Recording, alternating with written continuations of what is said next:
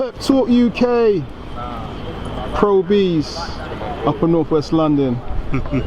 I'm delighted to be joined by a man that held a Commonwealth and British title back in the day, but still here looking healthy. Mr. Julius Francis, how you doing? I'm good, thank you very much, I'm good. I thought I'd come and see you, man. I need to ask you a question. Are you making a comeback? Am I making a comeback? You must be crazy. Yeah? It must be crazy. I did everything that I set out to do. I was fortunate. I did everything I set out to do, and achieved that. And everything else after winning the British title was a bonus. So yeah, I'm very happy. I'm very happy with what I did and yeah, the career that I had in boxing. You know, I got to meet and do and see a lot of different things and meet a lot of different people. Fought some of the best in the world, some of the best ever. So, you know, yeah, I did everything that I set out to do. What's the transition like now, you know, to the normal world from being a boxer? I know obviously it was many moons ago, but you know, like in Rocky 6, man, when Rocky couldn't leave the ring, man. You know, no. some fighters really can't make that transition. No, it's you know, I sometimes think to myself that maybe I stayed in the game a little bit longer than I should have. But because I came into the game late, I didn't come into being a professional boxer until I was 28. So having a late career and doing the things that I did. But then you like I think it's the thing with most, if not all, fighters, that you know you achieve everything that you set out to do, and then when you start to wane and things start to fall away, you think to yourself sometimes that yeah, I could get it back, but you know in reality it's not there anymore. You know, but yeah, I don't feel no way about that. I got some good.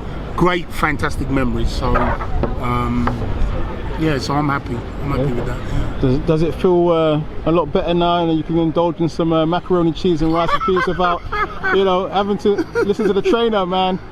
You know, on the scales. Yeah, yeah. It was funny because I did used to do. I did a lot of kind of things that weren't very good for me as a fighter, as far as diets and that were concerned.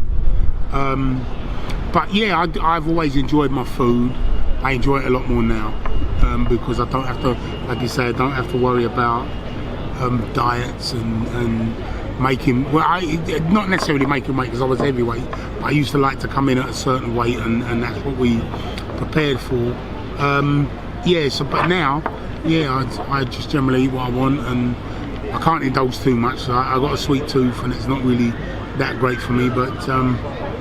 You know, I do like my mac and cheese though, especially when my mum makes it. Right, so I mentioned you making a comeback, which is not going to happen. I mean, no, definitely you've clarified that, but yeah. Hey, two people that are making a comeback post 50s. I am Mike Tyson. Yes, Roy Jones Jr. baby. September. Yeah, I've seen this on social media, and obviously it was a thing that was going to be. I think Tyson was gearing up for this long before the lockdown, maybe last year, middle of last year sometime, and maybe even earlier than that. And I've seen him with his training and doing stuff like this. But you know, for me personally, I've kind of looked at this and said to myself, right then, people have alluded to, obviously when George Foreman made the comeback in his early 40s, and then became the oldest heavyweight world champion at, I think it was 45, 46. I've always said this, your body reacts differently in your 20s than it does in your 30s. And again in your 30s and when you're in your 40s, and even more so now that Tyson is in his 50s and Roy Jones is in his early 50s. Your body reacts differently, it absorbs punishment differently, your brain reacts differently. And I'm not saying that they shouldn't do it or they're whatever, but what I'm saying is it becomes very dangerous, this thing about guys wanting to fight, and then on the other side of that, I would say, all right then, he's not going in with the likes of, say, an Anthony Joshua or a Dillian White or Tyson Fury, Deontay Wilder, those kind of fighters. They're going in and making money out of exhibitions. If people want to see this and people want to pay to see this, it's fine and fair enough. I myself have gone in and done like those white collar boxing events and stuff like that to raise a bit of money for charity. But I know that I'm not going in with a guy who's going to be trying to tear my head off. So, and those kind of, it makes a difference. And if, like I said, Tyson's been training for quite a long time, but you got to remember, also he's been out the ring for a very long time. 15 years. And in those 15 years, he has his other business interests, like his weed farming. And no doubt, as maybe a lot of people have seen on his podcasts and stuff like that, hot boxing, that he's been like he likes to have a smoke. You know, like some of that presidential. Yes. So, and those things will make a difference and take a toll on your body. I can't knock him. I can't stop him doing what he's doing. That's up to him. So, but I would just say that they have to be, those guys in the sanctioning bodies have to be very, very careful about how they do and what they do. You know, because we don't want to end up or hear about a man like Mike Tyson ended up with kind of something like God forbid, I touch wood, like substantial brain injuries or something like that have happened to younger fighters over the years, you know, and that would be very tragic. You saw Zab Judah come back and yeah, it wasn't great, was it, against Sheldon? Well, to tell you the truth, I never saw that fight, but I would imagine, and Zab was out of the ring for quite a while, a good number of years, coming back, and then and you never are able to regain and get back the old fast hands and speed of movement. The va-va-voom. Yeah, the va-va-voom and the head movement and this and the other. Shots you would never have taken back in the day, you're eating them shots because your body doesn't move half as well. So, you know, but yeah, I do definitely have my reservations about about Tyson coming back, and people actually kind of saying, "Oh, Tyson's making a comeback and he's going to be fighting for world titles." I've heard this muted, and I just said to myself, it's not going to happen, because I would never put a Mike Tyson of 53 years old in the ring with an Anthony Joshua of 32, 33 years old. It just wouldn't be fair, right, proper, you know? You fought Tyson 20 years ago. 20 years ago. It was 20 years ago. Wow. January just gone. What are your memories of that fight? Well, you know, I do have very good memories of that time, being in camp with my trainer Mark Rowe. All the furore and the kind of drama that was built up around the whole event, and what, you know, some of the things that the paper said, that Mike Tyson said he was going to come over and kill me, and then the papers jumped on that, the media jumped on that, and they kind of like, they was trying to ban Tyson from coming into the country, and all the, you know, I remember it was a good time for me, you know, in '99, and then obviously fighting Tyson early 2000, January 2000. I had a great run, beating the three top heavyweights in this country at the time, the three number one contenders, securing myself the Lonsdale belt outright, and then going on to fight Tyson, and even looking at that, you know, and I tell people this story that in 1986, when Mike Tyson actually won the world heavyweight title, I'd only been boxing roughly about 3 years as an amateur, you know, and who would have known? My best friend said to me at the time that, you know, I would be in the ring with Mike Tyson one day, and that's what he said to me, and I was like, no way, there's never ever in anybody's wildest dreams could that happen. Yet 14 years later or so, there I was, you know. So, and it's kind of a story that I told her, you know, if you have these dreams, you know, if you're hard work, dedication, I say the 3 Ds, dedication, desire, discipline, the 3 Ds, you can achieve anything that you set out to do. So, you know, it was hard work getting there. But yeah, it's just kind of like those crazy things that happen. You know? You said there you was with Mike Tyson in the ring. Now, I remember Tyson in his heyday. I mean, he was ferocious, man. Don't we all? Savage. And before he even got to the ring and the other fighters waiting in the ring for him, yeah. What is that feeling like to walk to the ring when you know you've got a fight against Mike Tyson? Well, you know what? The person that I am, I never once was afraid of Tyson.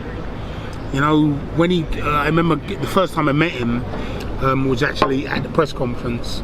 I think it was the day before the fight, and knowing when he was coming up on stage, I was actually sitting down. When he actually got up on stage, and before he actually came anywhere near me, I'd already jumped up, stood up, and made myself as big as I could, and looked at him. And I was, at that moment in time, it was quite strange. At that moment in time, I was waiting for him to say something, make a move, or anything like that, because it would have been scrapping on the stage. It was that I was that kind of raring to go. From Peckham, yeah. And originally from Peckham. Shout out Gigs. Shout out Gigs. Well, I was originally born in Peckham, grew up in Abbeywood Woolwich. So that's like my growing up years. They're my people there. South London, born and bred. And that's kind of the mentality, that fighting mentality that I'd always had, that I kind of took to the ring with Tyson. I've got no regrets about the way that I fought Tyson. Maybe I didn't fight him in the way that we set out to fight him, but obviously you go there with a game plan. And it was just the fact that for me, fighting Tyson, he was just too good for me. You know, and I'm not ashamed to say that. He hit me with some great shots, and I hit him with some good shots. I wouldn't say it was great, because if they was great, maybe they might have done a lot more damage.